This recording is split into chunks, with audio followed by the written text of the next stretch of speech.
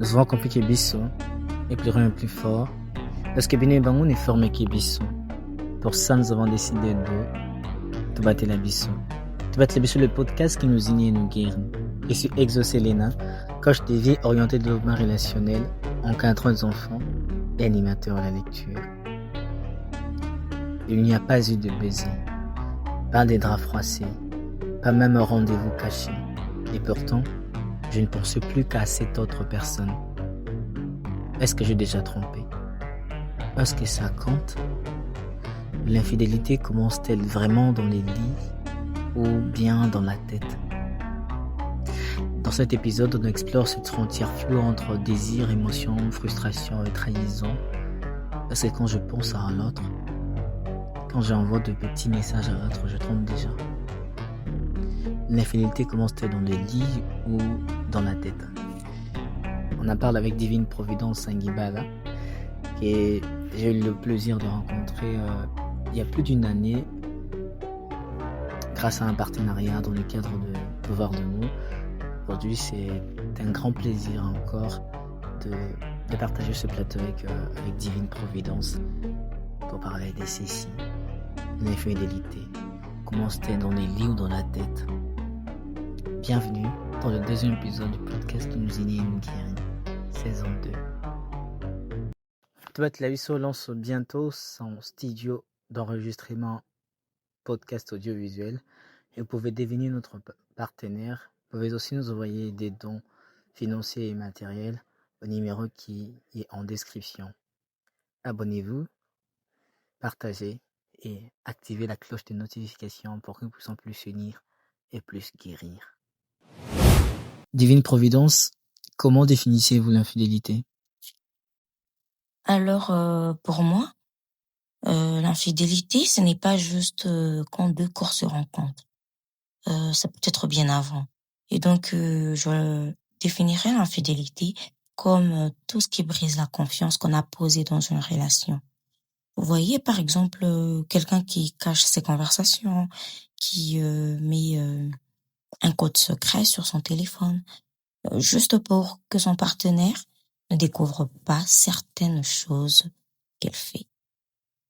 Et c'est déjà une forme d'infidélité, donc oui, ça dépasse largement le physique, c'est aussi dans l'intention et dans la loyauté. Ce n'est pas juste au moment des corps à corps, voilà, de l'acte sexuel. Donc voilà. Partant de ça, on peut donc dire que l'infidélité commence plutôt dans la tête et non dans les lits. Ça, je pense que c'est une question de perception. Certains vont dire, tant qu'il n'y a pas eu de contact physique, il n'y a rien. Mais soyons honnêtes, dès que tu commences à envoyer des messages que tu caches, à faire des plans derrière le dos de ton partenaire, accepter des rendez-vous, vraiment à faire tout ce que tu n'aimerais pas que ton partenaire découvre sur toi, tu sais déjà que tu es en train de franchir une limite. Parce que si on imagine l'inverse, si ton partenaire faisait ça, tu ne dirais pas « Ah non, ce n'est pas grave ». Non, donc l'infidélité, elle commence dès que tu fais ce que toi-même, tu n'accepterais pas que l'autre fasse. Est-ce que fantasmer sur quelqu'un d'autre, c'est déjà une forme d'infidélité? Fantasmer, ça arrive à tout le monde. Tu regardes un acteur, une actrice ou même un collègue au travail, voire même un passant dans la rue. Voilà, tu regardes, tu dis, pas mal. Elle est belle, il est beau. C'est humain, ce n'est pas contrôlable. Et il faut savoir apprécier les belles créatures. Mais là où ça devient problématique, c'est quand tu nourris volontairement ce fantasme, que tu y reviennes souvent, ou que tu commences à comparer cette personne à ton partenaire. Peut-être que tu devrais dire, elle est belle, mais ma partenaire est plus belle qu'elle, ou mon partenaire est plus attirant que lui. Alors là, je pense que ça passerait. Le fantasme tout seul, ce n'est pas forcément une trahison, mais il peut le devenir si tu laisses cette pensée grandir au point d'éloigner ton cœur de la personne avec qui tu es. Alors, je pense qu'à ce moment-là, oui, ça devient un problème. Peut-on réellement être fidèle ou on trompe tous d'une manière ou d'une autre? Oui, je pense qu'on peut bien être fidèle. Parce que la fidélité en soi, ce n'est pas de ne jamais être tenté. Il faut qu'on se le dise. Ce n'est pas de ne jamais être tenté. C'est juste de décider de ne pas céder à cette tentation. Par exemple, tu peux trouver une personne séduisante dans la rue ou au boulot, comme je l'ai dit si tôt. Mais la fidélité, c'est de t'arrêter là et de dire, j'ai vu, mais je n'irai pas plus loin. Donc, on ne trompe pas tous. On est tous exposés à la tentation, oui. Mais après, c'est une question de choix et de discipline. C'est surtout ça. Et aussi surtout de loyauté. Voilà. Je ne l'aime pas, c'est toi que j'aime. Est-ce qu'on peut aimer et tromper quand même? Encore une fois, je pense que c'est vraiment, ça dépend de la perception de tout un chacun. Parce que certains diront, oui, on peut aimer profondément son partenaire et quand même tromper. Vous savez, l'exemple qu'il donne généralement, l'exemple classique. Une personne en voyage, un peu fragile, elle cède à une attirance passagère. Ça ne veut pas dire qu'elle n'aime plus son partenaire, mais que son désir a pris le dessus. Mais moi, j'ai envie de dire, quand on aime vraiment, on s'impose le respect de l'autre. Et ce respect-là nous évite normalement de faire certaines choses.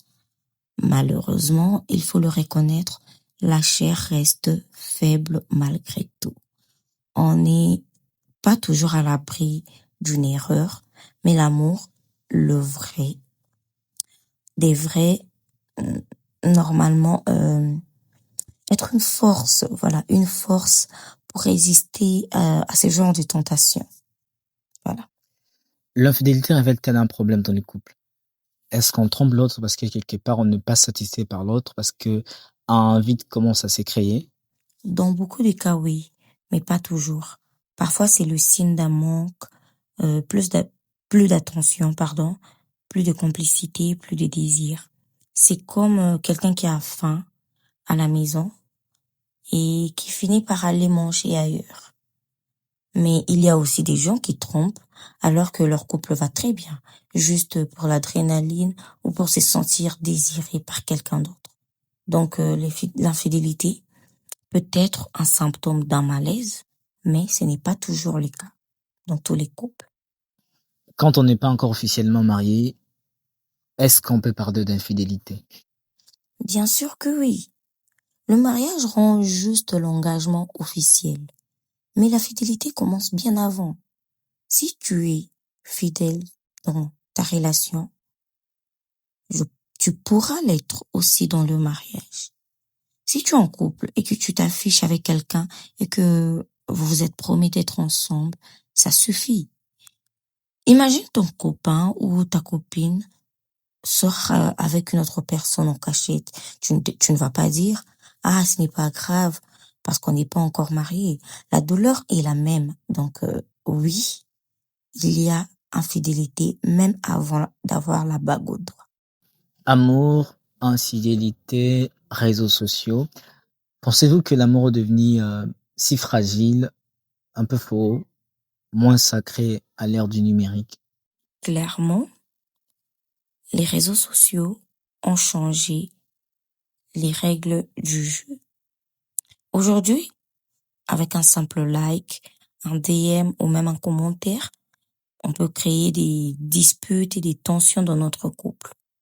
Et pourtant, avant, pour tromper, on devait faire des correspondances, organiser un rendez-vous, aller à la rencontre de la personne.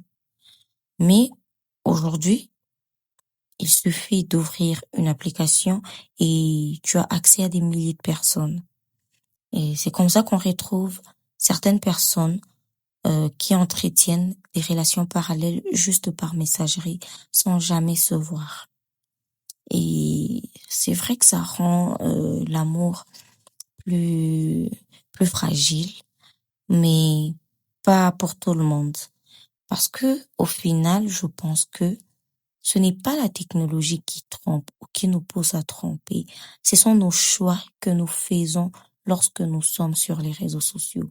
Parce que tu ne peux pas être marié ou en couple et aller écrire à une femme ou à un homme juste parce que tu le trouves attirant et commencer à lui faire des avances. Et même commenter ses publications avec des commentaires assez osés. Donc, ce n'est pas les réseaux sociaux qui nous poussent à tromper, ce sont nos choix que nous faisons sur ces réseaux sociaux. Alors, si je devrais dire un mot pour la fin, l'infidélité. Elle commence où? Exactement. Dans la tête, dans le lit, dans un message? Ça dépend de chacun. Mais une chose est sûre, c'est qu'elle touche toujours à la confiance. Et c'est ce qui fait le plus mal. Peut-être que la vraie fidélité, ce n'est pas de dire « je ne regarderai jamais ailleurs », mais de choisir chaque jour de rester fidèle à l'histoire qu'on construit avec l'autre. Voilà, merci. Merci beaucoup Divine Providence pour cette collaboration. Succès à vous dans vos projets et je souhaite fidélité. À vous tous qui avez décidé, comme nous, de tout battre l'abysso, continuons ensemble à unir, à guérir. C'était tout battre l'abysso, le podcast qui nous unit et nous guérit.